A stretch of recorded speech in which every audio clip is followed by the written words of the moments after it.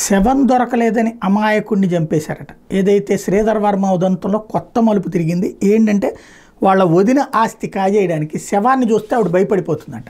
అందుకనే తన శవాన్ని తీసుకొచ్చి ఆవిడకి చూపెట్టి భయపెడదాము, ఆవిడ గుండాకి చచ్చిపోతే ఆస్తిని లాక్కుందామని ట్రై చేశారట. అయితే శవమే దొరకబోయేటప్పటికి మనిషికి కావాలని చంపేసి మరి ఈ పని చేశారట. ఇది ఇప్పుడు తాజాగా బయటపడ్డటువంటి అంశం.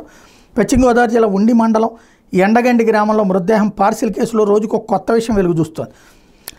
ఆస్తి కోసం జూలై నుంచే ఈ కుట్రకు ప్రణాళిక వేశారట. ఈ కేసులో ప్రధాన అనుమానితుడు శ్రీధర్ వర్మ తన వదిన సాగి తులసికి చెందాల్సిన ఆస్తిని కాజేయాలనే యోచనతో ఈ పథకం రచించాడట. తొలుత ఓ సామాజిక సేవా సంస్థ ద్వారా తులసి ఇంటి నిర్మాణానికి అవసరమైన సామాగ్రిని అందిస్తున్నట్టు కథ నడిపించాడు. అదే క్రమంలో పార్సిల్లో శవాన్ని పంపి తులసిని భయపెట్టాలని భావించినట్టు తెలుస్తోంది. శవానికి బదులు కోడ్ భాషగా చేప దొరికిందని మాట్లాడుకునేవాళ్ళట. తులసికి శవాలంటే భయమని, కుటుంబ సభ్యులు లేదా సన్నిహితులకు తప్ప బయట వాళ్ళకి తెలిసే అవకాశం ఉండదని పోలీసులు భావిస్తున్నారట. ముందుగా ఎక్కడి నుంచైనా శవాన్ని తేవాలని ప్రయత్నించారని, అది కుదరకపోవడంతో అమాయకుడైన బర్రె పర్లయ్యని చంపేశారని తెలుస్తోంది. అతని కారులో ఎక్కించుకుని ఉండి మండలం పెదపుల్లేరు దారిలో వెళ్లారని, కారులోనే హత్య చేశారని సమాచారం ఉంది.